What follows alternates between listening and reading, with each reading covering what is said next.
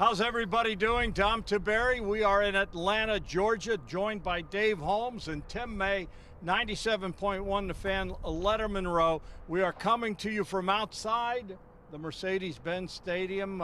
We just left there, watched the Buckeyes practice, Dave.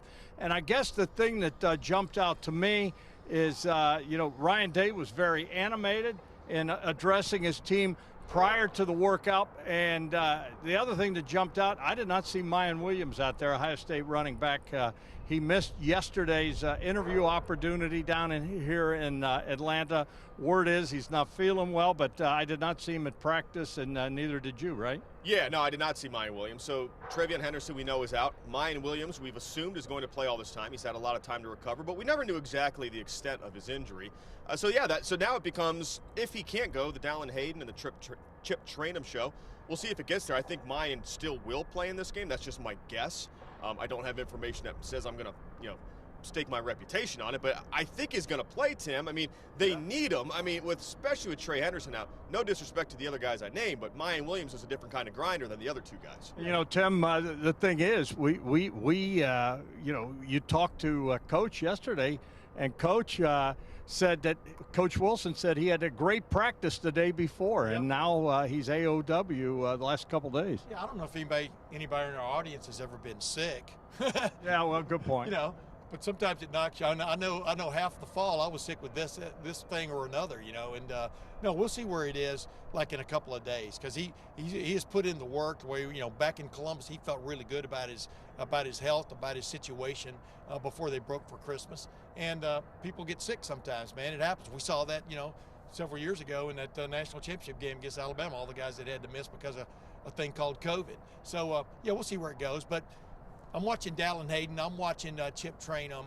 It's really interesting the way this running back room has gone from the 1st of August till now, with Trayanumm Henderson now missing the game because he had surgery on his ailing foot sprain. And then, of course, Evan Pryor getting hurt in the middle of camp, really early in camp, knee injury, which knocked him out for the year. And now some questions about Miyan Williams. Those were your 1, 2, 3 going into the year. Now you got Dallin Hayden, the freshman, and Chip Trayanumm, who came back to live his dream and play linebacker for Ohio State, is now, as people saw in the Michigan game, could be the running back of record, who knows, in the college football playoff semifinal. It is just football. You never know until they suit up, brothers. That's what I want to ask you, Dave, because you just never know. Next man up, we've seen it all year with Ohio State. Can Ohio State win this game? Because we assumed, and I think a lot of people were excited, that Miyan Williams, we'd heard he was on the mend. We heard yesterday a great practice. Can they win if he does not play? Yeah, they can win. I guess what I would say is they went 11-1 this year with a running game that wasn't exactly stellar. I mean, it really wasn't the strength of this team all year. Now, Miyan Williams, I think, the good thing about Miyan Williams is if you block 4, he gives you 6. And I think he's probably the only guy you can count on to give you that scenario in the backfield. So I think it's important for him to give you tough yards. I don't think Ohio State wins this game by running for 200 yards. I don't think Georgia allows it, and I don't think the Buckeyes can do it. So if you win this, it's going to be the matchup with the receivers on the DBs. But, for Miyan Williams, they need him in there if they have any chance of being effective running the ball. All right, Tim, the thing today we did, other than go and watch practice, the defense talked. You get the strong feeling that these guys they're tired of talking about that loss to Michigan. But I think Jim Knowles said it best. I asked him, I said, Coach, did that game really come down in your mind to the 5 plays? And he said, yes. And then he wouldn't say anything other than he said he loved me, but he just said, yes, that's what it came down to, those 5 plays. Well, here's the thing. You can get whatever you want out of the defensive video from that game. You can get a defensive highlight tape for Ohio State from that game, especially the way they stuffed the run in the first half. But of course, when you hit a couple of plays that go, for 70 and 60 or whatever, that takes a lot of other plays out of the consideration there, right? Of course, they had 5 plays go for a total of 355 yards, all 5 of them for touchdowns in that game. And of course, these guys are tired of talking about it. I mean, but then again, it's on the record. And here's the thing about it: those plays were so weird in their own right, individual right. If you broke them down, it would take you 30 minutes to what went wrong on those plays. But it pretty much came down to one guy not either making a tackle or being out of position, etc. It looked like all other 10 were kind of like right there. So how do you fix that? Well, you go back and you get back to the rudiments, like Jim Knowles was talking about.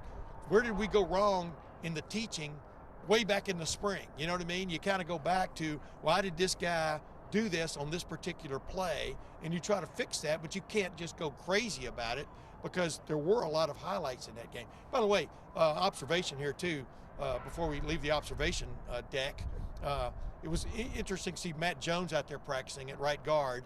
I still think Enoch Vimahi is going to get maybe the bulk of the snaps at that position. They think he's really ready for that, but Matt Jones toughing it out with that high ankle sprain. But and then maybe you'll see Josh Fryer. But back to the defense. Yeah, they're tired of talking about it, but that's the last thing you saw.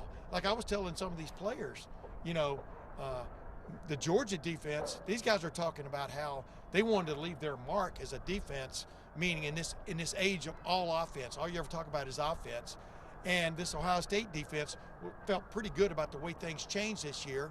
But the last thing you remember, your last impression was you gave up 5 ridiculous plays.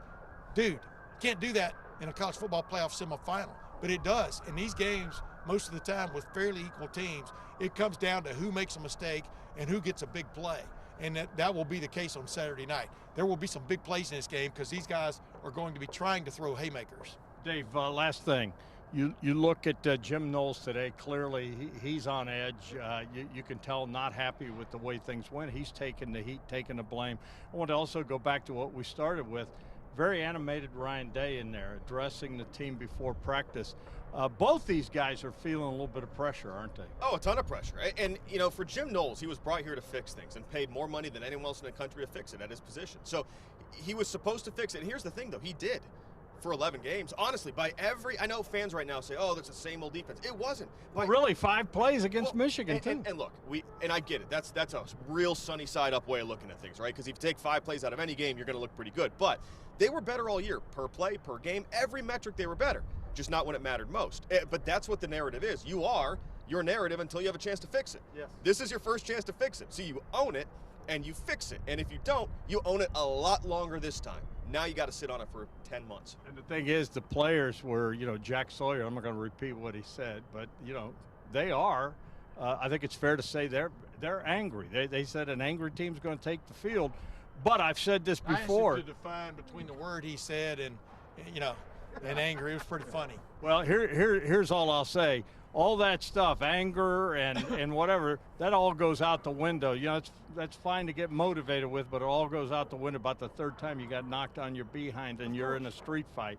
And then it comes down to executing. That's why we're standing in a street fight. We are. Is there a street fight going to happen now? That's why it comes down to executing, and the team that does not make the mistakes. They made too many mistakes against Michigan, and that's why they got beat. Can I throw one more thing in there? Yeah, absolutely. That is a magnificent stadium. Yeah. Oh, yeah. I mean, you know, I was privileged to get to go to watch a baseball game in the Astrodome the first year it opened in 1965, you know, living in East Texas and stuff. And it is amazing how domes have gone, where they've gone. I mean, that's a building with a, you know, with a football field in the middle of it, and it's magnificent. And, you know, you heard Marvin Harrison Jr. talking about the excitement of getting to play an indoor game for the first time ever. The son of Marvin Harrison Sr., who all he did was play indoors, you know, in Syracuse and the Indianapolis Colts. He played many more games indoors than outdoors. But what a setting for this game, man. All right, guys, great stuff. Dave Holmes and I will be back all week from here in Atlanta, 5, 6, and 11 in the morning. And don't forget, we have an hour special coming up this Friday, 7 to 8 p.m. And Tim May, 97. Working too hard. Yes, sir. 97.1 The Fan, Letterman Row. We'll talk to you later.